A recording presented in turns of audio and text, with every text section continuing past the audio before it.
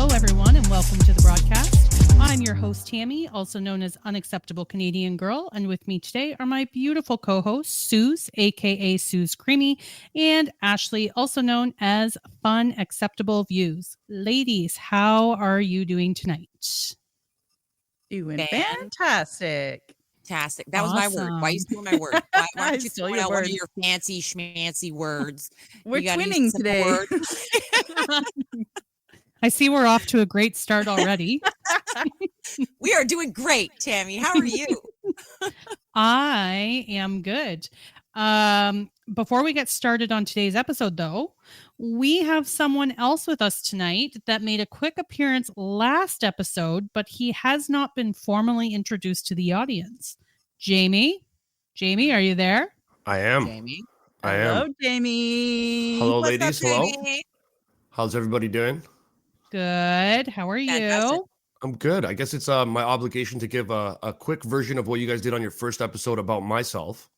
Yes. So I'll keep it to like a minute. My name is Dave. I was born in Ontario, Canada in the early 80s.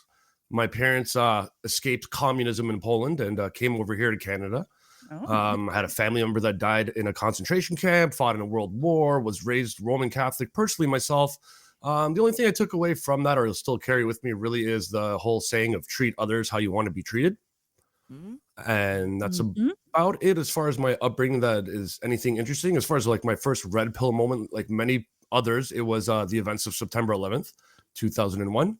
Nice. My birthday is September 12th, so I was like, what the fuck is disrupting my birthday this year? Because I pretty much didn't get to have baby. One. Sorry. No problem. So yeah, my birthday was ruined, so I paid extra attention to what was going on that year in the news.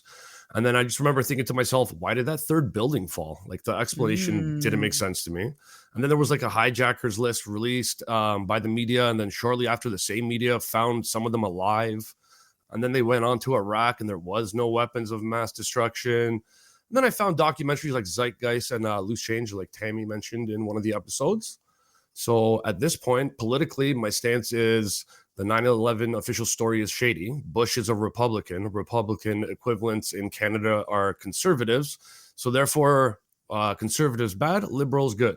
So full disclosure, I voted for Trudeau twice. Ooh, Jamie. I only voted for him once. Wow. I feel better about myself now. Right? I don't know how I feel about this relationship anymore. I'm not here to lie. I'm here to tell the truth. And then after 9/11, I just like loosely watched stuff like that TV show by Jesse Ventura. I think it was literally called A Conspiracy Theory. Ran into like an Alex Jones video here and there or a David Icke video. And then COVID hit. And then in the beginning, like not for long, but for a short amount of time, I bought fully into the official story. But then like 9/11, like when the demolition experts were silenced in 9/11 or when videos of civilians and firefighters going on record that they heard explosions from the basements were silenced, doctors, scientists and stuff started getting silenced in 2020, deplatformed. And I was like, what the fuck? Like if they're so wrong, debate them face to face, prove them wrong, and they'll shut up. Right. So I don't know, working in the hospitality industry at that point around that COVID era, I got obsessed with a side hustle. I like the idea of having videos monetized on a platform. So I started a gaming channel. It was fun, but it wasn't very fulfilling.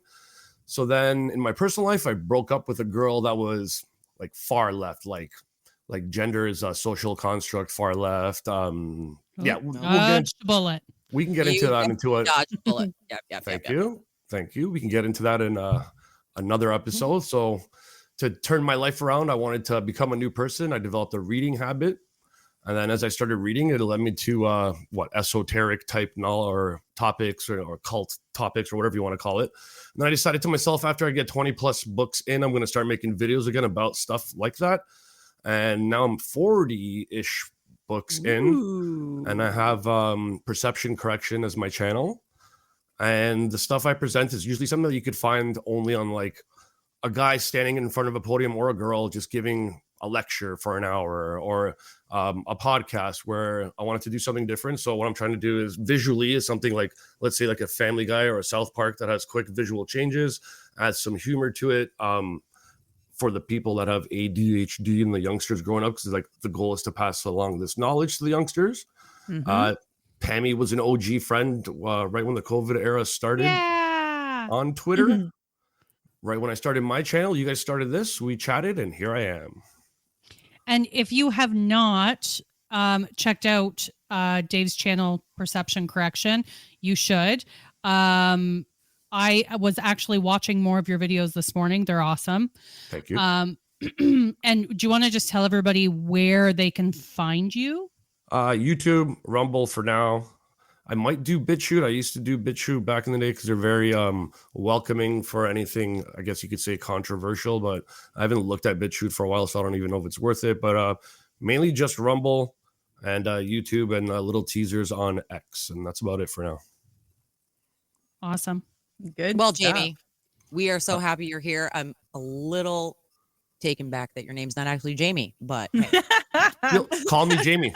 Call me Jamie. I'm here to support you guys and call on me when I'm needed. But other tan that, I'll be in the background pulling stuff up for you guys. We can call you Davey.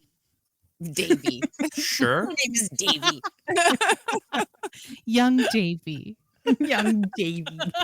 Yeah. Thanks for the time. You ladies do your thing. Thanks, Jamie. I knew we should have paid him more last episode, so we talk more. Right? Yeah, we should have. But so now we paid him $0, and it worked better. I don't know about you guys, but I am super stoked to have a Jamie. Me too. Right? A JV. It might stick. It might stick. I don't know. but probably not, though. Probably not. Probably not. Anyways. Tammy's going to edit that out. Nope. Unedited, uncensored. Unfiltered. Yeah, no, we don't do any of that shit here. Yeah.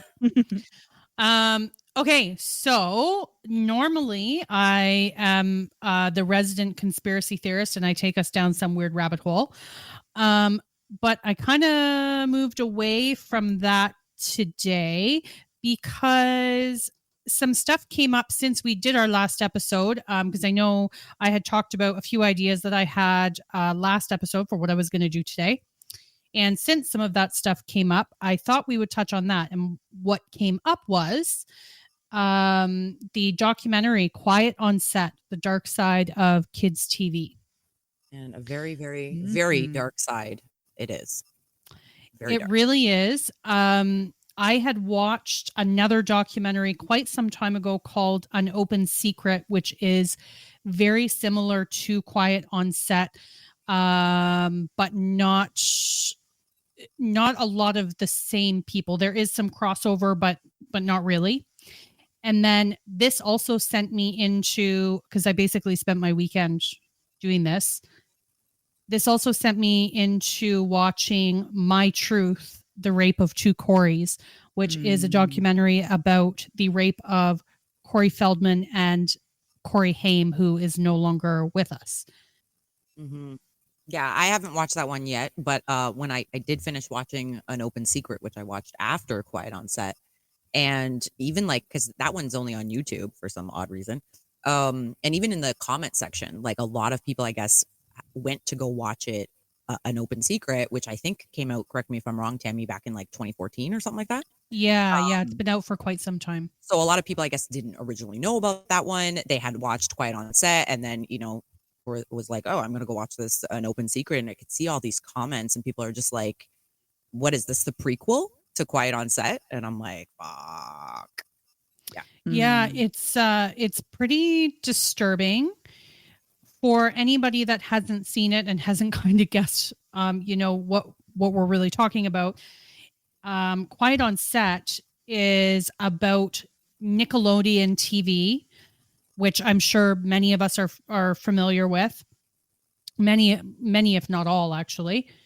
And it talks about the sexual assault of children or child actors that worked for Nickelodeon, as well as the abuse of other employees. And when I say abuse, I don't know, Ashley, how would you word that? Because there was some employees that were abused, but it was not that one is better than the other, by the way, but it wasn't sexual abuse. It was more, I would say, mental or emotional. Yeah, more harassment, maybe too. I would say that Yeah. that's an accurate way to put it. Is more like a pushiness and harassment and Yeah, I would say harassment is probably a good way to put it. A lot of it happened to the female writers on the show by the show's producer Dan Schneider. And when I started watching the documentary, I fully expected that it was going to go into kind of a full-blown case against Dan Schneider, but getting into episode 2, it took a very big turn. Yep. Yeah. Yep. Mhm. And I sorry, go ahead. No, you go ahead. No, you go ahead. No, you go ahead. No, you hang up first. You hang up first. Well, what I was going to say is, Ashley, I was going to kind of put you on the spot with this because Susan and I watched it first and then you watched it after us. And we all kind of have a chat together, and you had written into the chat, like, you didn't really see it as kind of how we saw it. And now, to be clear, you were only the first episode in, but then that all kind of changed for you. So kind of walk us through that. Okay. So I still relatively stand by, and I feel actually kind of uncomfortable even saying this, because I know both of you like even cried when you're watching it. And I think there are some horrible things that happened within that documentary. But my perspective is actually still a little bit that this documentary is the fall guy. I think I think you're right about that. It alludes to a lot of very dark things that happen in that industry, especially with children.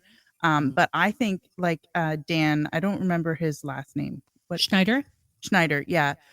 I think even him, you're right. Like, so when I first started watching him, like, oh, well, all he's doing is, being a bit bossy or whatever. It didn't seem like, it didn't catch me the right way. And then you get into episode 2 and they get into, let's say, like more of the disturbing side of things, where they talk actually about the sexual abuse that happened to particularly one of the characters, Drake. And then, that was utterly disturbing and unforgivable. But what my takeaway of, let's say, like the whole documentary, it's 4 episodes, is that in my mind it seems kind of like they took what happened with Drake, the person who sexually abused him, Brian Peck. Pickle guy, yeah, the pickle guy, who literally, like, they show a scene of him putting a pickle through a glory hole to give to Ray Romano, which is okay. But anyways, like, it almost seemed to me like they were using that case to kind of like build more of the stuff around it within Nickelodeon, but I don't know that they had that much, let's say, on Dan, other than him being a bit of a meanie and a little bit creepy. But I'm not saying at all that I don't think that there's horrible things that happen within that industry, but I almost feel like it was a little bit of no, look, we're looking into this stuff too, and here's the documentary for it, and also you have to pay. You have to subscribe to Discovery Plus if you want to watch it, which I did. But anyways, I think that there's definitely something there, but this is almost like the platitude for what's the darker part that's actually not being shown. Yeah. Oh, absolutely. I would agree with that. I did. Yeah, I would say that they're like the Dan Schneider and the way he produced and some of his, different type of jokes that he wanted in these shows. A lot of them were fucked up, especially when you get into, like, even after the whole Drake Bell thing, when Ariana Grande was in the show, and he's like, they're making her do fucked up shit as, I think she was 12 or something like that. Like, there's this one scene where she's like, I'm thirsty, and like, what? No, I was just going to say, just for the audience, describe what you're referring to, but you started, so keep going. Oh yeah. So she's like, they're making her do very questionable, like, coming across as very sexual, right? Like she's lying on the bed, like pouring water on herself. Like she's 12 in a very sexual nature. And she's like, oh, can I juice this potato? And she's like trying to like making these very sexual sounds and holding this potato like almost like it's a penis, right? And it's like, and a lot of this is stemming from Dan Schneider. Like this is his vision, right? And it was almost like they were like, oh, look what we're getting away with. They're like all these like sexual innuendos with children, right?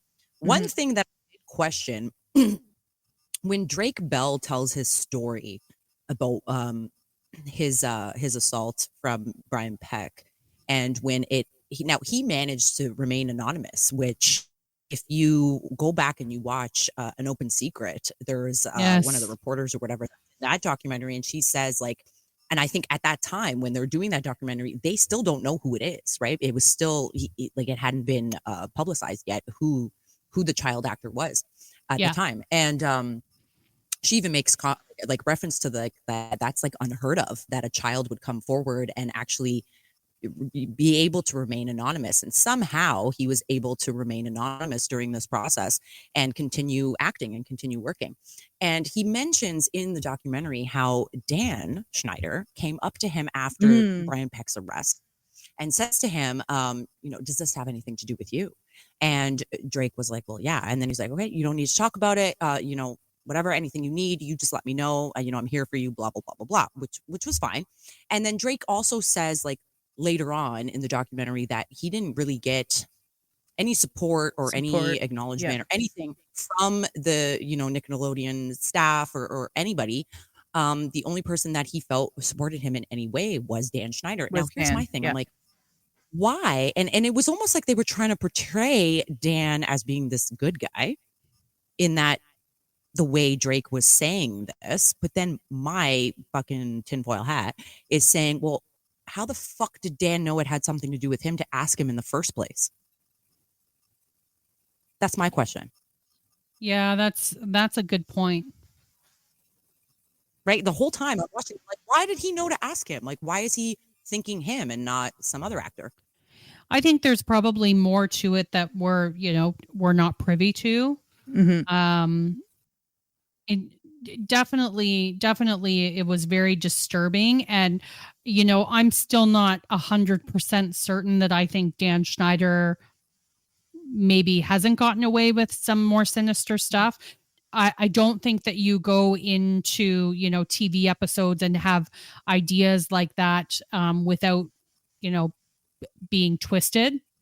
The cum shot thing, that was really weird too. And when I say that, what I'm referring to is these kids, mainly girls, getting shot right in the face with like a, I don't know, goo or something. Goo. Yeah. Multiple times on this show. Like, it was really gross. There's also another episode where one of the boys got they had like a, I don't know, some sort of a weird dare or something, and he had to cover himself in peanut butter, and they let out a whole bunch of dogs, and they just came out and licked the peanut butter off his body. And it's like, and he actually said, I'm not, like, I'm uncomfortable. Yeah.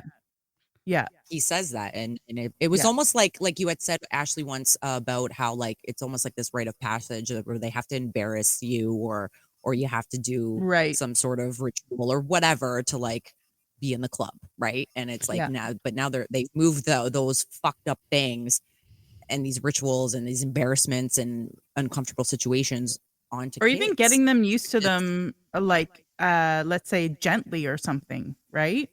And not, let's say, not in Drake Bell's case, obviously that went further, but just getting them used to being sexualized with it being almost a little bit, it's still sort of borderline, like, oh no, it could be boogers or something, right? But let's face it, there's definitely sexual connotation. Something that I really like that my husband pointed out, and I think it's like a really good phrase, is he said that he felt like this documentary was Hollywood's version of Hollywood's perversion. And so it's not quite the whole story, I think, but you get an idea of what was going on there.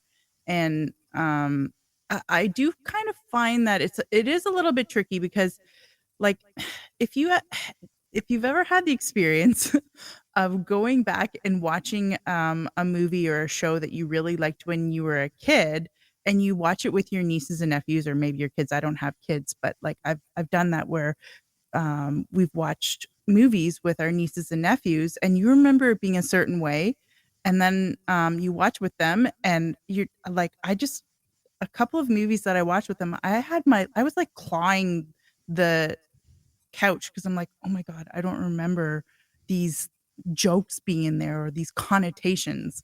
So Yeah, because as a child, you don't you view them don't pick that up way. on it. Yeah. So I almost kind of wonder like how far back those things have gone. Like we talked about Pinocchio in one of I think it was the second episode, and how they had the, allusion to children being abducted and horrible things being done to them. And I mean, like, it just makes the me Lion wonder. King, Yeah. Aladdin. Yeah. Have you guys ever heard of, and I just learned this today, so this is why I'm asking you guys, but have you guys ever heard of the term casting couch? Yes. Yeah. And Tom Hanks actually talks about it too, and how it's like, yeah, I mean, everyone knows about the casting couch. It's just a thing. He pretty much. I've heard of it. Sorry. Oh, Jamie, please Oh, tell me Jamie. what's the casting couch? Yeah, Jamie. What I is would it? rather not interrupt for that, but instead of interrupting for that, I'd like to add on something else, like the aura that was given off recently of like there must be more to the story. Like you guys were like, I feel like they're not telling us everything, like that kind of he's vibe. showing us something. Limited hangout. So that's a term, limited hangout, that's used. I'm going to paraphrase right now because it's not unfamiliar to me. It's used by like intelligence agencies, government, stuff like that, when they can no longer hide something, but they also don't want to reveal everything there is to reveal. So they reveal a little bit of something to try to fill that public thirst, to try to make it seem like, okay, that's all there is to Appease see. the masses. Yep. Exactly. And then they try to bury it under the rug without revealing everything. And that's called a limited hangout. And that goes back to like those books that Tammy mentioned about Epstein that were written by Whitney Webb. Her website is Unlimited Hangout because she's not going to leave anything behind. Oh, interesting. So I think we're just all victims of a limited hangout when it comes to this stuff. And I just wanted to add that. Okay, can I just like mention that, yeah. too that just because you're making me think of this now, Jamie, that you're mentioning this limited hangout. I had mentioned to you guys earlier that I find it a little bit odd that we are talking about this topic today. And Mr. P. Diddy, his home has been raided today by the feds. And for anybody who doesn't know, P. Diddy is considered, the Epstein of the rap world. And I feel like it's an attempt to go in there and maybe they're going to expose, some shit, sure. But I feel like it's maybe an attempt to go in there and seize some stuff that P. Diddy may have and put it in Biden's trunk. Yeah, and to protect other people. That's exactly what they're going to do. It's no different than Epstein Island. Exactly. Yep. They're just going to go in and raid it and take anything that is going to oust anybody of significance to them. Exactly. Now, what the fuck is a casting couch? Yeah, thank you. I was going to go back to that. So, casting couch is basically the unspoken rules of, doing sexual favors to get places in Hollywood. So sometimes, more often than not, based on kind of my learnings this weekend, it is alluded to. So if you're an up and coming star, you might have a producer that says, you could get this role if you gave me head. And they kind of laugh it off and joke about it. But it's serious. Well, so in an open secret, one of the child actors, I think his name was Evan H. I don't know what the last name is, but he was abused by, I think it was a publicist. Correct me if I'm wrong, Tammy. Marty Wise, was he a publicist or was he a manager? Filmmaker. Marty Wise is a filmmaker. Sorry. So the filmmaker Marty Wise, and he assaulted Evan And that was exactly what he said to Evan. Like, everybody does this. This is just the way it is. Everybody in this Yes. industry, this is what we do. And that's how he hooked him in and groomed him and got what he wanted from him.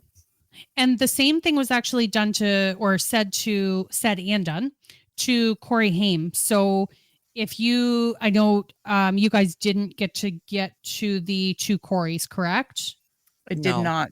No, not But yet. I really liked both of them. Like I grew up with them, so it was sad when Corey, committed suicide. Yeah. It's a really good documentary. Very, very sad. But Corey Feldman actually talks about how Corey Haim actually came on to him. And I think they were about 14 years old or 15 years old when it happened. And if I remember correctly, they had maybe just gotten out of a pool or something and they were changing. And Corey Haim said to Corey Feldman, like, let's fool around. And Corey Feldman was like, dude, I'm not gay. And Corey Haim was like, me either. But that's just what everybody does. And Corey Feldman, was like, nope, that's not a thing. Like, who told you that? And Corey Haim goes on to say, I've been told this since forever. Everybody just does it. And so that I found really disturbing because I'm looking at, having watched all three of these things, I guess from Thursday to Sunday. What a lovely weekend you had. Yeah, it was just pretty full dark. of rainbows and sunshine. Yeah. It was really kind of eye-opening to hear that part about Corey Haim, because I'm watching these other ones, and I watched the Corey's documentary last. So I watched these other ones and was kind of in my head going, how does this happen? How does this happen? And just trying to understand, having never been in this situation, and just really trying to gain an understanding of how this is allowed to happen. That really gave me some perspective on it, to see that they have this way of normalizing it. Yeah. And making these kids think that everybody else is doing it. And as a child, and we've all been there, we've all, I'm sure, fallen victim at some point to peer pressures. And it's almost like that's how they're doing it with these kids. Everybody's doing it. And these poor kids are so impressionable. They don't know what else to do. And they're afraid to lose their careers. When you think about what kids will do for even freaking stickers, right? Like how exciting are stickers? But here you're talking about fame, fortune, like all the candy you could want, or like whatever the other promises would be. Like, right. It's disgusting to think about what they could convince kids is normal, because it doesn't take much to give kids encouragement to do the things that they wouldn't know one way or the other if this is a right or a wrong. And especially because I saw like a lot of the parents are kind of encouraged not to get as involved, right? Because they ruin the artistic process type thing. And so there was the one girl. There was one actor from the Quiet on Set, and like she wasn't called back to the I think it was the Amanda show the next season because her mom was a little bit too vocal, or maybe it was no, it was a boy, the son. Yeah, the mom was a little son. bit too vocal, and she figured, this is my fault because I would question this and question that, and then now all of a sudden he wasn't called back for the next season. But at the end of the day, she probably saved him. But it actually affected his relationship with her because he was so upset at his mom for being too like nosy or whatever, and then he lost his chance to be a part of the show. And so they pit the parents against the kids, and it's the same sort of thing that we're seeing where even in the schools, they're trying to encourage the kids to like cut their parents out and like you be your own self, which is exactly a part of the grooming process. And they in these documentaries, there was several children that spoke about how they were coached into emancipations from their parents which I found incredibly disturbing. And Can you these are explain that, people- Tammy? Yeah. So that process is basically you're divorcing your parents, really. Mhm. Yeah. Before you're legally able to, right? Like there's a sort of like a process that you have to go through without being of the legally consenting age. Yeah. So to- some of these yeah. kids, were like 11, 12 years old. It was Mhm. pretty disturbing. And what's more scary is this is being done by people that are, I say trusted very loosely here because knowing what we know now, they clearly cannot be trusted. But they're an authority, let's say, at least. Yes. Right. And, Yeah. some of them are, dialogue coaches, actual television producers, filmmakers. These are people that get very close with the kids. The casting directors. Yes. Yeah. Managers. Yeah. Yeah. So it's really disturbing to see these trusted figures in the kids' lives. And the kids are obviously trusting them and moving forward with this. And then they get emancipated from their parents and they have no protection. Now they're in this world with nobody. And this is the sort of stuff that's happening to them. And I want to just really touch on, I think it was an open secret that, hang on here. Sorry, I'm referencing my notes because I want to make sure I have the right documentary between the three. But an open secret focuses in on three guys, one named Mark Collins Rector, one named Chad Shackley, and one named Brock Pierce. And these guys were known all over Hollywood. And the really crazy part is this was from the documentary An Open Secret, but these guys were actually known to the Coreys because the Coreys were sexually assaulted in this mansion. But hold on, wasn't Chad first before Brock joined? Didn't they originally join as kids? Correct. That would make Right. sense. So Chad Yes. was with, what's the other fucking douchebag's name again? Mark Brock no. or Mark? Mark Rector. Mark Rector. Yeah. So Mark was with Chad. So Mark groomed Chad. Chad, joined the bandwagon, and then they got Brock, who was younger than Chad, groomed him, and then he joined the fucking bandwagon. Yeah. And so these three had a mansion together and they started a company called Den. And I can't remember what that stands for, but maybe Jamie can tell us. It was an Digital online Entertainment Network. Sorry. Is that what it is? Ooh, I good literally one. watched it today, so this is why I know. Perfect. Thank you. Sorry, Jamie. Sorry, Jamie. Fuck we you, didn't need Jamie. right now. That is correct. I will confirm that is correct. Unless you're a cleaning company in Ukraine, then it means something else. Anyway, In the Ukraine, that place is still standing. and they have a cleaning company named Den. It's probably in the film they're making. Sorry, go on. Den was one of kind of the first online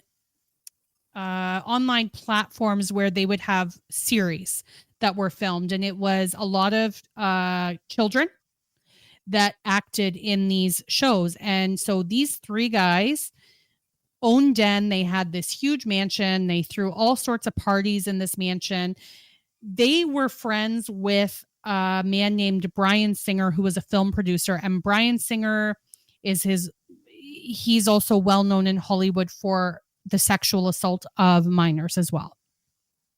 So these guys would have these massive parties. And one of the rules of these parties, and I just want to be clear, when I say parties, there was mostly young kids there. And then you would have the film producers and kind of the bigwigs that would show up. And the rule was that after a certain time, After dusk. everybody had to get naked and get Come in the on. hot tub. No. Yep. And it Yep. didn't No. matter how old you were. You had to participate. And there was Wow. several children that were sexually assaulted at these parties. And one in particular actually went to Mark and asked to go to bed because he wasn't feeling well. And Mark told him that if he wanted to sleep, he had to go and sleep naked in his bed. And the child refused, went and sat on the couch, but he had been drugged and later woke up naked in Mark's bed with Mark's arm Wow. around him Allegedly, this is what he's now saying, right? So, Right. at these parties, there was drugs pushed on kids, and we're talking all sorts of barbiturates, Vicodin, ecstasy, you name it. Yeah. Every drug you could ever possibly want was there for the taking. And then on top of that, they were promoting them, obviously, drinking alcohol and things like that. It's very, very, very disturbing to see what went on. But Brian Singer, who attended these parties, and I thought this was really interesting because this is all from an open secret, but Brian Singer, who attended these parties, was actually very, very, very, very good friends with Brian Peck. And Brian Peck is the one who Quiet on Set kind of talks about. He ultimately was responsible for raping Drake Bell. And wasn't Brian Peck, there was some strange part where Drake was talking about how Brian showed him Drake was looking at a picture of like a clown or something, a painting, and Brian turned it over and it was signed by somebody I didn't know, but apparently he's like a John Wayne Gacy. Oh, right. That guy that you were shocked that I didn't know about. Yeah. Yeah. He was like a serial killer, right? Brian Peck was actually a huge John Wayne Gacy fan, and not just a fan, actually had a relationship with him. They were pen pals. Yeah. He had a stack of letters from him that from John beside Wayne his Gacy. bed. Beside his bed. An autographed painting of his. Yeah, some very, very, very disturbing things. And I think, Ashley, you're the only person in the entire world that doesn't know who John Wayne Gacy is. I think everybody else probably still didn't know. Yeah, I think everybody else probably knows, but very, very well-known serial killer. And this guy basically worshipped him. So there's a lot of very strange things going on in the background here. And kind of on my journey through this. Can I mention one more thing too? Yeah. Wasn't it Brian Peck who also, so he was charged for what he did, but then when he was let out, wasn't he hired by Disney? Yes, let's talk about we're getting to that. We're getting to that. We're going to talk about his fucking sentence and what happened afterwards because it's disgusting. All right. So we are going to get to this because this is one of the things that I really wanted to make sure that people understood. So Corey Feldman has been fighting for several years to have laws put in place where the children in Hollywood are protected. I looked into this a little bit further, and there is a law, and it is called AB 1660. This law prohibits registered sex offenders from representing or providing specified services to performers that are under 18. And when was that put in place, Tammy? What year? Or Jamie? I'm not sure what year. Jamie can probably find that. It's been quite some time. But basically it requires fingerprints, FBI background checks. The FBI, they're so trustworthy. Yeah. Perfect. But the idea is to ensure that the registered sex offenders don't skirt the law by, working under assumed names and things like that, which, by the way, has happened many, many, many times. Mm-hmm. Now, all that to say, as of April 13th, 2018, an investigation into Hollywood found that not a single publicist who represents a child actor has obtained a permit. Come on. Acting coaches, photographers, that's right. It's and not managers. They're not forced. They have to do it themselves. Sorry, continue. That's okay. Sorry. Getting angry over here. Acting coaches, photographers, and managers have also failed to comply with the law, which is punishable by a year in jail and $10,000 in fines. To this day, nobody has been charged with breaking this law. Shocking. The more disturbing part about this is you have people like Brian Peck, who worked for Nickelodeon, served his sentence, which I think was he ended up only doing 6 months. No, 16 months. 16 months. Thank you.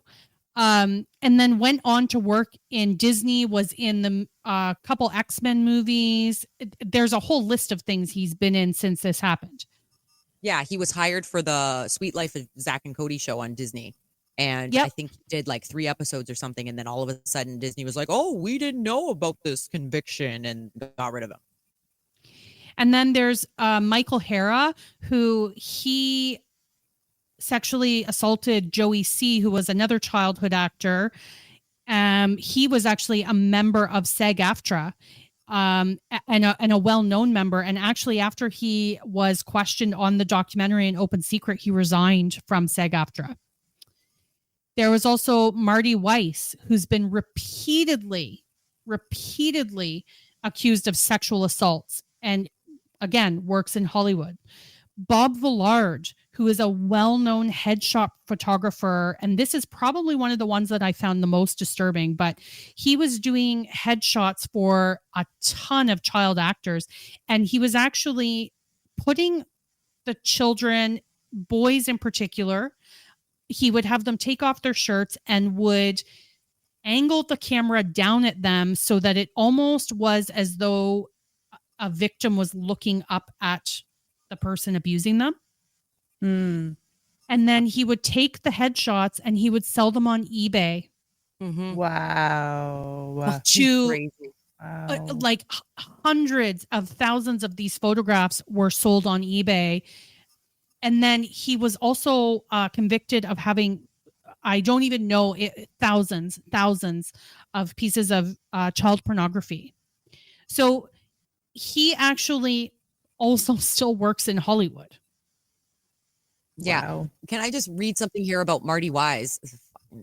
Anyways, he was the filmmaker, right? So at the end of that documentary, which was in 2014, it said that he's still managing the one kid, Evan's cousin, and continues to work in the industry, and that he was also writing a book and working with an organization to help lighten sex offender laws in California. Oh, Yes. wow. That's true. Wow. Fucked up shit. It's your answer on really when it was disturbing. enacted. Sorry to interrupt. It was 2013. The article that you're looking at right now is from 2018, and it mentions when it was enacted 5 years ago. And yeah, everything you said is correct. No one's ever been charged, and it's been changed a couple of times. Like things have been added to it, but like you said, no one's ever been charged, and it was enacted in 2013. And Thank no one you, will be Jamie. Thanks, No, Jamie. nobody will be charged. And No problem. this goes back so far. So I was even, if you could imagine being more disturbed, I was even more disturbed to go back and find out that this has been happening forever in Hollywood. Yeah. Right back to Shirley Temple and Judy Garland. So Judy Garland was actually molested by Louis B. Mayer, who was the co-founder of Metro-Goldwyn-Mayer, or MGM Studios. Oh, wow. And she was molested by him on a very regular basis. She ultimately ended up dying of an overdose from barbiturates, which I mentioned those earlier. It's a very common theme in Hollywood. That they're addicted to these things. It's very disturbing. Shirley Temple is one that I didn't even really get too far into, but some of the stuff that they were doing to that little girl at even 3 years old, my mind was blown. One of her first ever credited roles was for a baby burlesque film. So she played a prostitute named Charmaine at the age of 3 years old. Like how? Come on. Yeah. And then one of the scenes in this particular movie showed her wearing a baby doll dress that was uncomfortably short. And she was being carried, held, and touched by an ensemble of about a dozen men. Wow. That is so disturbing. Like, No words. Like how? And you know what? and you part know of me is- what? Like, even it's- like to go back to sorry, Suze, no, go ahead. just to go back to the thing I was talking about with Pinocchio. And it's like, okay, so Shirley Temple was, in and around that time period of Mhm. like when those Disney movies were out. And you start to realize that somehow things were like more out in the open then. And then I guess they must have gotten a little bit more hidden. And now it seems to be like, in a way, like making a comeback somehow or something like Well, that. Yeah. it's crazy because they actually go on to talk about Child Star, an autobiography, which was her book. And it was written in 1988, and it actually goes on to explain how the children, not just her, but a bunch of child actors that she worked with, suffered both physical and sexual abuse on the sets.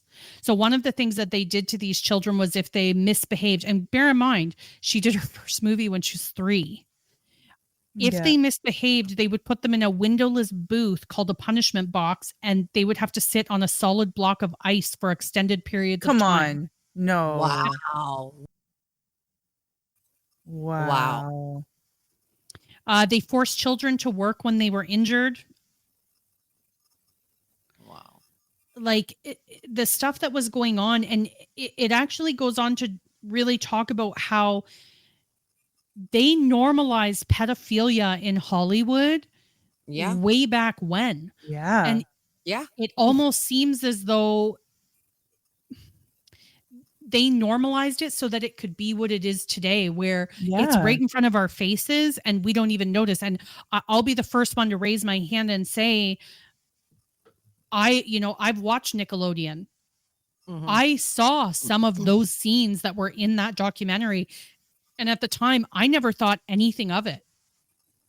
Right. I felt sick watching that again and realizing, like, oh my gosh, this is how did I not see this? Well, yeah, Mhm. even the child actors themselves, as they're doing the documentary, they're like, now as an adult looking back, I'm like, what the hell was why was this allowed to be happening?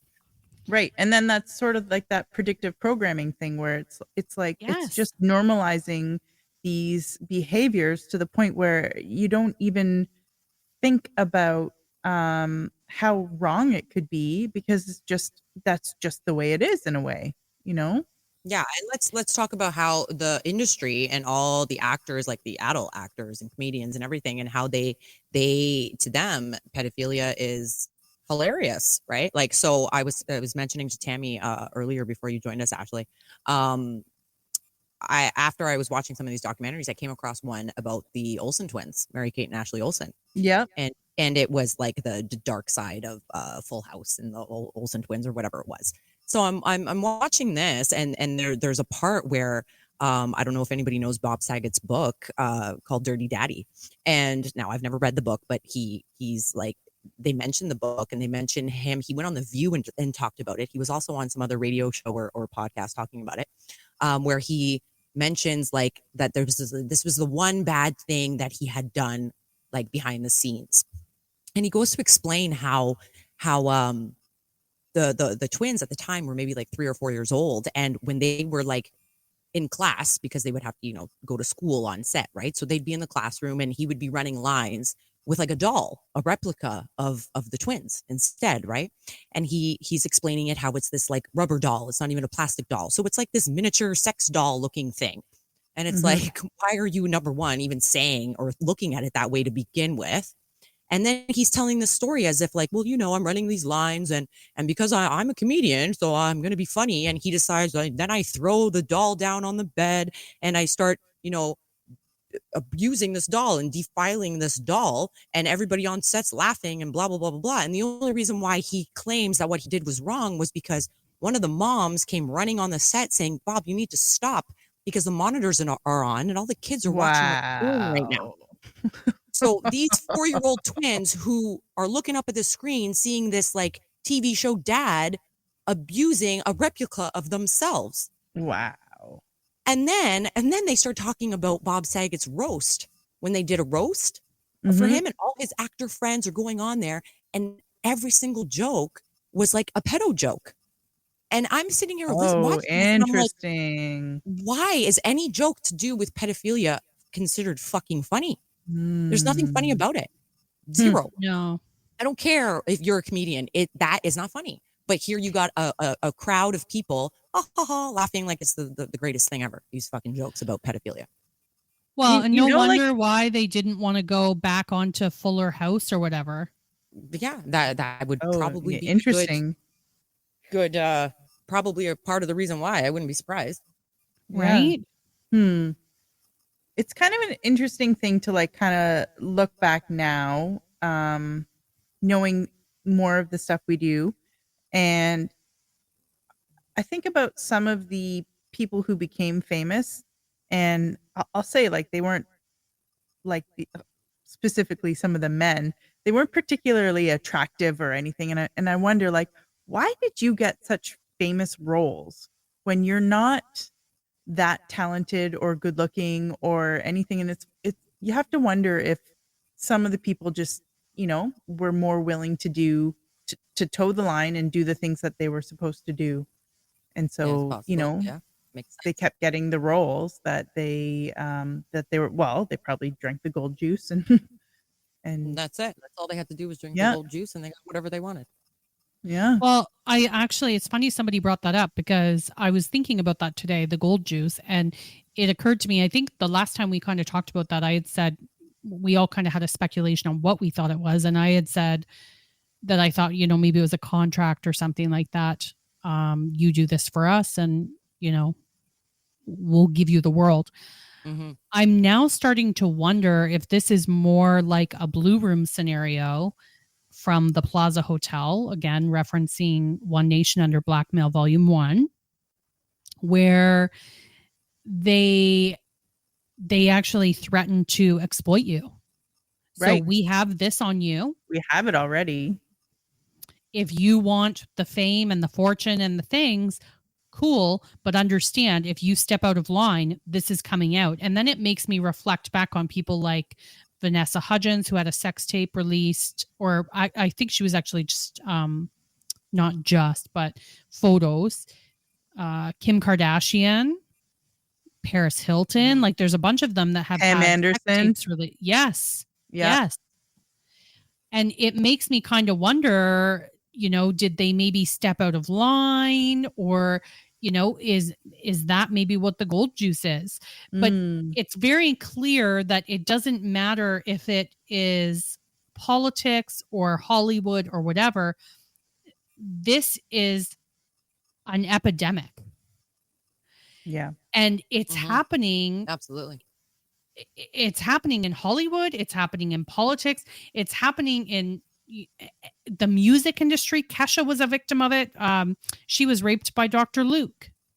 And they worked very hard to discredit Kesha. And now she's a mess.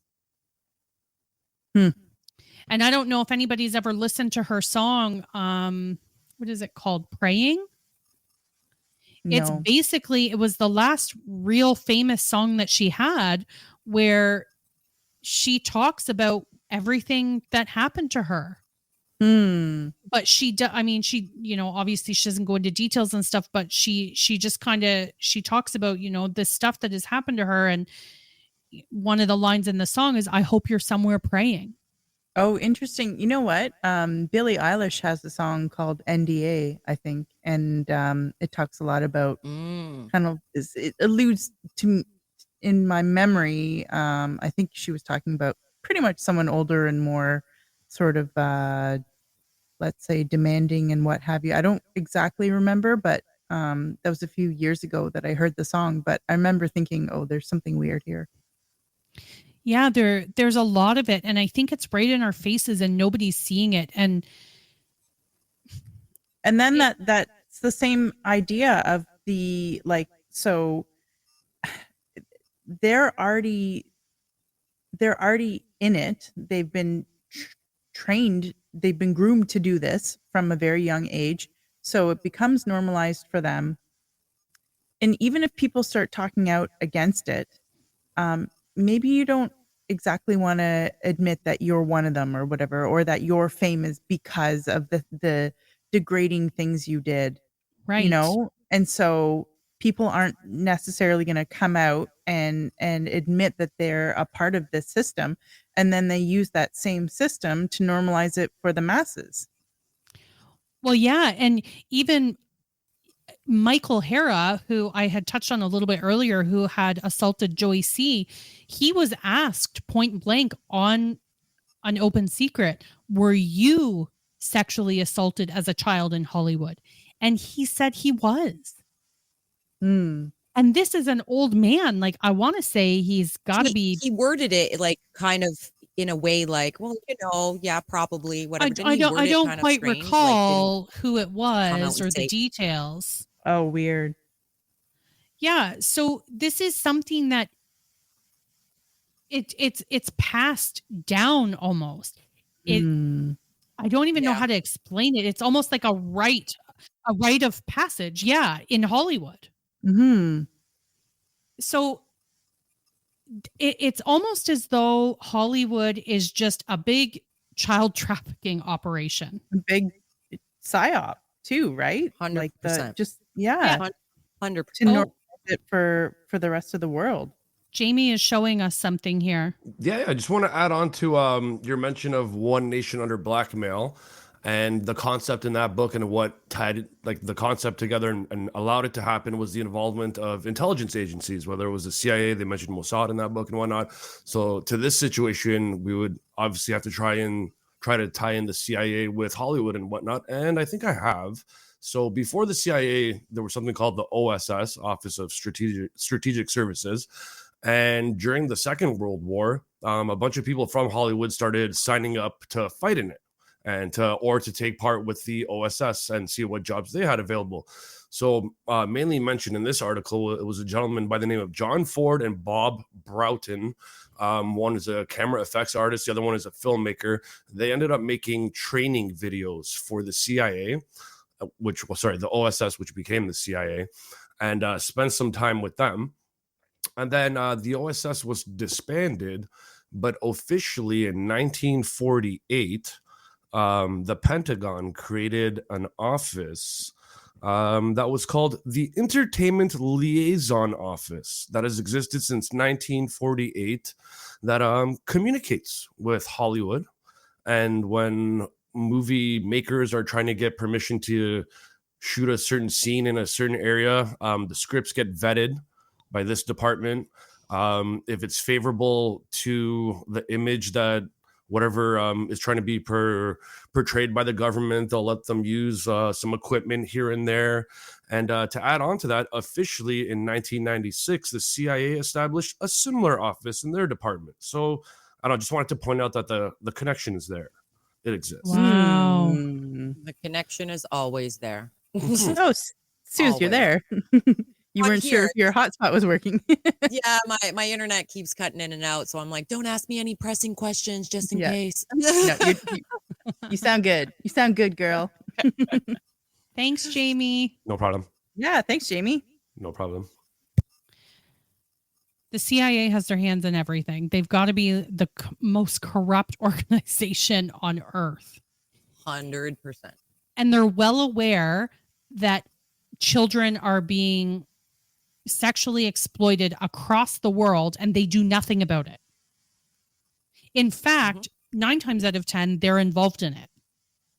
Yep. And The Sound of Freedom, I'm sure we've all watched that one.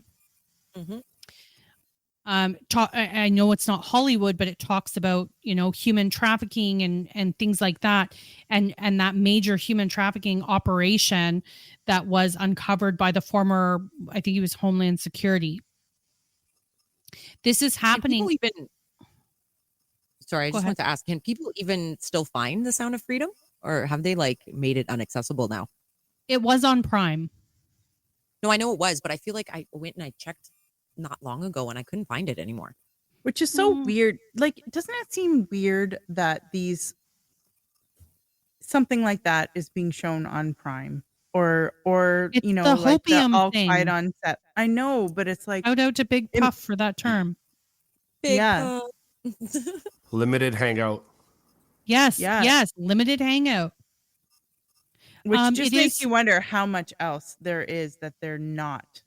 You know, even I mean, people even self-censor just so they can stay on YouTube as it is, right? For something like that, you have to wonder like how much are they leaving out? it Yeah. is Just still on Prime, by the way. Oh, it okay. is? Yeah. What the fuck? Yeah, I just checked. Yeah, it's for sure a limited hangout, hopium, whatever you want to call it. Definitely it is, because they know how people feel about stuff like that and how upsetting it is to people, and you can't have the masses freaking out. So let's make them think that we're doing something about it, and then we'll just quietly step away from it. No Mhm. different than when did they release those ridiculous Epstein documents a couple months ago? And it was Right. a nothing. It was a nothing. Right. And everyone's like, "Oh, there's something's going to happen this time." It's like, "No, nothing's going to happen this time." No, and it never does, because it's a hopium thing. But I think the bigger thing here is a lot of people don't want to hear this stuff, and I'm sorry for anybody that feels like this is an uncomfortable subject, but it needs It to be is. heard. Yeah. It's very uncomfortable. Let me tell you, I did not feel awesome my entire weekend trying to catch up on all of this stuff and rewatch a few of these documentaries. Yeah. It was I had a uncomfortable. shit week and I even said to you guys, I'm like, "Great, now I'm going to go watch something really depressing." But it's a I conversation don't that want needs to be had. This is part of the I issue, is know. people don't want to have those uncomfortable, hard conversations, and this Yep. is how things just keep getting swept under the rug, or things get ignored and nobody pays attention, and That's right. the cycle fucking continues with this Mhm. bullshit happening right underneath our noses, because people don't want to be uncomfortable. Well, we're Yeah. sorry, but it's time to get It's- uncomfortable. Yeah, exactly. It is time to get uncomfortable. I cried watching these documentaries, and it broke my heart. Yeah. I can't even imagine. I feel like I've been so sheltered in the sense of anything like that my entire life. I can't imagine what it would be like as a human being to go through something like that. And have your I trust can't broken even fathom. forever. Yeah. Yeah. Yeah. And this is happening to children. This isn't, it would, as an adult, I wouldn't want this stuff done to me, but Mhm. it would, I think, would be more manageable as an adult, to be honest. I'm not downplaying any scenario like that, but adults have better ways of coping usually. Imagine being a child. And you're And you're questioning of authority for the rest of your life because yes, that trust has been betrayed. Well, yeah, and if you look at all these children that had this stuff happen to them, their lives are a mess moving forward. They all become drug addicts, alcoholics, Yep. etc. There was the one kid in an open secret, like he had started drinking so bad. I can't remember his name now, but he started drinking so bad that his addiction was so bad that he tried to eventually quit, like cold turkey. He ended up having like some major withdrawal from it. He ended up in the hospital, and he's like brain dead from it because he Yeah. his heart stopped for Wow. like 8 minutes or something like that. And this is his life now, and it's like the saddest thing. And I remember a couple of them saying like, we would just do whatever to numb the pain that we were feeling. Right. Makes you And wonder it, about like Lindsay Lohan, I like was when she had just gonna say that. All of them, Amanda Mind Bynes, all Meld. of them. Yeah, or like the OG, like Drew Barrymore, like she went Yes. through all of that Oh, I too. saw another documentary about Drew Barrymore. I haven't made it to that one yet. But there's And I another think she's still right in the system, right? She's just like Oh yeah, she is all about Hollywood now. and I used to freaking love her. It's sad Yeah. to wake up and realize like what Well, she's another one I think too that cogs got they are. emancipated. Right. That's one of the ones that they pushed for that. And it makes you wonder about Britney Spears and her I know. crazy that she's got going on Yeah. right now. Mhm. Because if you haven't seen her videos on Instagram, like, she is about as sharp as a marble. Yeah, it's actually sad when you think about it, right? It's I think very it's sad. Yeah. She definitely has lost it a little bit. And Lindsay, like you said, Ashley, Lindsay Lohan is another one. Amanda Bynes. Yeah, and Dan Schneider tried to help her get emancipated, but that didn't fall Yes. through. Right.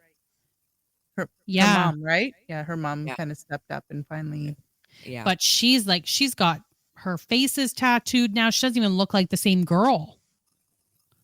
It's absolutely crazy. And so now I was going through my memories over the weekend going like, what Hollywood celebrities have totally lost their minds? And could this be because, all of these things? And then you've got celebrities like Charlie Sheen, Kevin Spacey, Woody Harrelson. No. Goes on and on. Not Woody Harrelson. Yep. don't ruin Ashley's life here, Tammy. Don't do I'm it. sorry. Woody Allen. Sorry. Woody Allen. Oh, is Not is Woody that it? Harrelson. Maybe it's both Woodies. Yes. Both- Yes, both- No. yes. It's not Woody Harrelson. Ashley's like, don't fucking do this to me. Hang on. he's still one of the good ones. Can I contribute course, to the no. comment of Brittany? Yes. Tammy, of course. Now that I think about it, when she had that phase of when she was like shaving her head, Yes. Yep. she was probably just making herself unattractive for the people that were like creepy towards her, pimping her out, Right. like had her under that sexual control thingy. That's Like some good thinking out of the box there, Jamie. Yeah. probably what she was doing. Anyways, just a thought. Makes Thanks, sense. Jamie. Thank you. JV. No problem. Jamie, are we nicer than Joe? Way nicer. Joe makes me roll his joints. You don't get sweet weed from us, though. Yeah. I don't even get to smoke him when I roll him for him. What the fuck, Joe? I know. Dick. It's okay. He's only 5'3". Oh man. Woody Harrelson has been accused, by the way, but Oh shit, Ashley, we're sorry, man. We're sorry. but I do believe. Go ahead. No, I was just gonna say I don't care. I figured you were talking about Woody Allen. Yes, and Ashley. that is who I meant. But as it Mhm. turns out, Woody Harrelson has also had his kind of Right, but I mean, so is Russell Brand, and you know what? Maybe he did get into some shenanigans with some Shenanigans. people. he was a bit of a fiend back then, but like I think some people could now be let's say you could throw a lot of accusations out there just to discredit people as well. So there's that danger too. It's true. Yeah, for sure. I think though, like looking at somebody like Kevin Spacey, he was also on Epstein Island. Just saying. Yeah. The Russell He was- Brand thing. I have He to was get in that on creepy because movie. The Life You of go- David Gale. Go for it, Jamie. I was in England when that whole thing happened, and the day where like the headlines came out about like all the accusations in unison on every mainstream media, newspaper outlet, whatever. That same night in England, when I was there, they already had a 1-hour documentary with all the accusers in like silhouette format, like telling their story, like within 12 hours. Headlines, boom. What? 6 hours later at 8 p.m. documentary, 1 hour long, silhouette accusers. It was just too, it was Wow. too shady. That seems really shady. Mhm. What was that movie that Kevin Spacey was in? Wasn't it like called like Sweet 16 or something? And it was like, was it Mira? Not American Mira's- Beauty. Yeah, that was it. American Beauty. Who was in that? Mira Mira Sorvino. Sorvino? Nope, not her. Nope, No. it's not her. American She Pie hasn't- Girl. Yeah. Yeah, American Beauty. Anyways, like that was, well, pretty telling. Well, there was a whole thing with Harvey Weinstein and Mira Sorvino too. Yeah. Where he would It like was get mad if Mina- anybody. Mina Mina- Savari. Savari. Yeah. That's it. Yeah. Mhm. What the fuck, Jamie? Why am I looking this up? Right now I'm at Jason Biggs, Sean William Scott, Allison. Fucking American Pie, man. Wrong movie. She's an American Pie. But you're looking at the wrong movie. But the girl we're talking about is in American Pie. Anyways, sorry. That's true. Back That to is rolling true. joints. Not the point, Jamie. Not the point. Not the point. Go roll me a joint.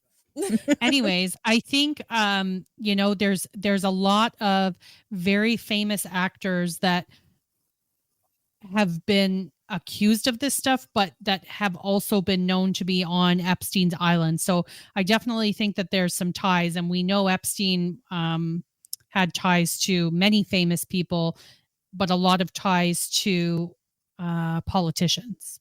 Ooh, can I bring something up? Well, can I also Yeah. ask just one quick question? Who here thinks Epstein is actually still alive? I do. Oh yeah. I bet you Jamie for sure thinks that, but I think it's possible. So do I. That's why I asked. Anyways, what were you going to say, Ashley? Okay. So Alec Baldwin, he went to Epstein Island and then he like shot a dude. And then do he you shot a think- dude.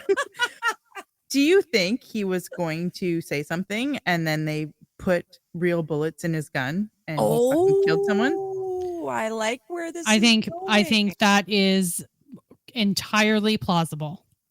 Yes. All right. I am had- with I you had on this. to put the old tinfoil hat on there for a second. But Yeah, then but to I follow was through, off. wouldn't you arrest them? What do you mean? When Like No, because it's like a It's bitch. the Stay in warning. your lane. Yeah. Stay in Yeah. your warning, fucking like a lane. warning. Yeah. Exactly. Gotcha. Now, if he It's like- were to go out of his lane again, then he would get Right. Yeah. Yeah. Then they're gonna unalive him. exactly. And what do you think about like Robin Williams? I wonder what happened there. Oh, there's so many now that I'm like, Mhm. for sure there was something weird about many of the things that happened, like the 20 people in the 27 club. Mm. What's like that? now I just want to go back and all. Are you serious? Who said what's that? Me. You know who. The person, Oh, the Ashley. vanilla girl who knows nothing. I'm Jon 20 Snow over here. You know nothing, Jon Snow. The 27 club is all of the the famous people that were 27 when they died, Oh. and many of them. Wasn't Kurt Cobain in that club? Yes. Yeah. Yes. Mm. Hang on. Let me just get a list here for you. Well, maybe See, Jamie and can get I it. think you I'm on sound it. You so continue smart. talking. Yeah. Thanks, you're- Jamie. Roll that Hold on. joint and get that list, Jamie. You got it. Look, Tammy, I make you look smart. That's my role. You can make fun of me, and then I'm the dope on the sidekick who's like, No, "What's but- that?" No, here's the thing. We make each other look stupid because you use big words that I'm like, what is that? There you go. Dichotomy. And what am Tit I? for I'm tat. over here. Like, Oh. what am I? Liver? No, me and Ashley are the stupid ones, I'm clearly. the angry one. Okay, 27 club members. Thank you, Jamie. Jimi Hendrix, Janis Joplin, Jim Morrison, Brian Jim Morrison. Jones, Yes. Amy Winehouse, I met Amy Winehouse. I'm Did you pretty really? sure Jean-Michel Basquiat. she was in a bar. and Thank you, she was because I was supposed to going to have be a hard time performing. saying that. In a bar. Why you say that like that? Are you from Nova Scotia? In a bar. Anyways, It's like sorry. it's how she says burn. I'm pretty sure we Kurt met her though. Cobain, Mia Zapata, Kristen Pfaff, Anton. Wait, you're going too fast. Oh, What the fuck, Jamie? Slow it down. Anton Yelchin and Slow your Robert roll. Johnson. I feel like Oh, there's and- better ones than this. I'm sure there is. Like, there's so many. Like, no offense, Jean-Michel Basquiat. Who is that even? I don't know who that is. Me neither. Get your fucking French accent out of here. Au revoir. And Anyways, he really did leave. He dipped. Au revoir. You better be rolling my joint. so it makes me question all of these people that have died mysteriously, whether it's politicians, celebrities, whatever. Was there something more happening there? What is Lincoln Park? Chester Bedingfield? Bennington. Bennington, thank you. hmm Yeah, and Lincoln Park is a place in Canada, like where they MK did Ultra. MK Ultra shit. Yeah. Yep. Yeah. Don't And get me then- started on Lincoln Park. Do you know how devastated I was when Chester died? Because I was Yeah. a huge Lincoln Park fan. I was I pregnant at do. the time. I was pregnant at the time, so I was so emotional. Like when I was like late teens, early 20s, like their music got me through some dark times. And I remember I was pregnant at the time, so I was overly emotional, and it was like the one famous person that had died that like really affected me like super bad. I saw them in concert. It was really Oh, good. I saw them twice in concert. Like to see Yeah. them in concert too. Yeah, it's too bad. And like Chris Cornell, Yeah. which also we were kind of talking about that because Ashley, you were asking about the songs and stuff. Mhm. And he Black Hole Sun, if you go back and look at it now, that is some weird shit. Yeah. So I'm on the Big Puff podcast tomorrow, and I'm like, Tammy, shit. I need to know some stuff about predictive programming because I'm a dum-dum. Activate resident conspiracy theorist. Yeah. So did you watch the video, the music video for Black Hole Sun? I mean, I haven't since it came out, but I loved that video. I thought it was the coolest thing with their melting faces and Yeah. So No? you need to watch it now yeah. with everything that you know. You need to watch it like after this podcast and then put in the group chat how you're feeling about it. Because I started watching it. I watched it again for the first time, I don't know, a couple months ago. I tweeted about it because I was like, what is this? It had been years and years and years since I saw it. And then I went back and watched it and I was like, whoa. Yeah. And you know what? Even like I'm feeling almost like anxiety building just remembering it was like a nuclear explosion, right? And they all just like melt, their faces melted. And Well, yeah. and they're very much about their vanity, and it's very much a replication of today. Mm, It's really, really, really weird. Mhm. yeah. So I'll probably talk about that tomorrow on another podcast. Yeah. I'll give And you don't some forget credit, Tammy. Californication, because Yeah. the lyrics of that are Yeah. really strange. Yeah. Anyways, this has been great, but we are at our time. We Look at indeed that. are. We are. Yeah. So, Ashley, you're up next. I am. Do you want to tell us a little bit about what you'll be talking about, if you know? I do. So, we're actually going to be recording on April Fool's Day, even though it's not going to come out until the week after. But it just got me thinking about, well, first of all, what a joke Canada is, Yeah. and Fucking clown show. yeah, and just the idea of how important comedy is in society. It actually has like a very important function because it keeps the rulers in check. And so when you get into a spot where a society stops allowing comedy, you know that you're getting into a form of authoritarianism. And Fucking so commies. yeah, you get into commie world. So I thought it would be a good time to kind of explore the destruction of comedy in the Western world. And yeah, we'll Didn't, go down a few rabbit holes there. Didn't Tucker Carlson, when he came to Canada and had that speech or whatever, didn't he make a comment about like making sure we all use comedy to like get back at our leaders and this and that? And, like, yeah, I would it's make one some of the comment about best things you can do. Like, It's because effective. a lot of our leaders are narcissists, yeah, and so they hate being made fun of. And yeah, that's actually like why the like court jesters were even a thing back in the day, because the kings kind of still needed to know, they needed to be relevant enough that they didn't get murdered. Now Yeah. we can't do that these days, but you know, like the court jester is an important way to bring to the king what the plebs are saying and kind of make it funny enough so that hopefully the jester doesn't get murdered. And So like comedy has served a purpose in politics for a very long time. And so I thought That's really it would be interesting. apropos to do that on April Fool's Day. I into it. like it. I like it. Yep. I'm Yep, into me it too. Jamie, you All into right. it? I'm down. I'll be there. All right. It's gonna be a chuckling good time. Suze, any final thoughts for you? Oh God, fuck no. Have I'm gonna get deep, guys. Get uncomfortable. That's my final thoughts. Get uncomfortable. Pay attention. Do the deep dives. Know what the fuck is going on. The more people that have these conversations, the more people, like, I feel like, are we really gonna make a difference? But we're just three voices here, but people need to we can't make a difference if we don't decide to get uncomfortable, right? If we don't really look into what's going on. I'm learning a lot right now. Uncomfortable. My husband himself, he even said he knew we were talking about this. He's like, he listens to every single episode we do.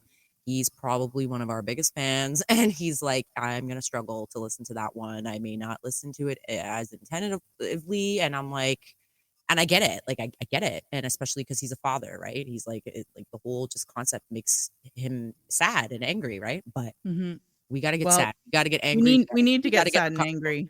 Yeah, we do. I agree. Jamie, any final thoughts for you?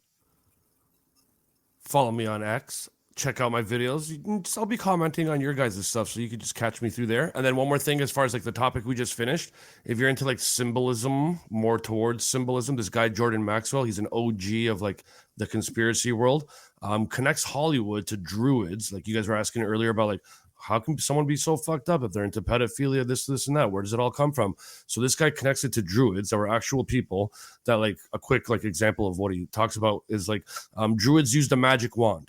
That magic wand was made from a holly tree, the wood from a holly tree, therefore Hollywood. And when they wave that wand, fucked up shit happened. And then he just takes it from there into very interesting corners and stuff. So that's it. And you'll be hearing more from me on here. And that's the next rabbit hole Tammy's going down. We have to go down that rabbit hole because I don't know anything about it. I'm already like, hey, bye guys, gotta go. But yeah, Jordan Maxwell, and just interact with me when I comment on your guys' stuff, and I'll be here all the time. Thanks, Jamie. We love you, Jamie. Right. Love you. My joint rolled. 3 of them. Yes. Yes. All right. Well, on that note, we are going to call it a night. Thank you, everyone, for joining us, and we will talk to you next week. Bye, everyone. Bye, everyone. Bye.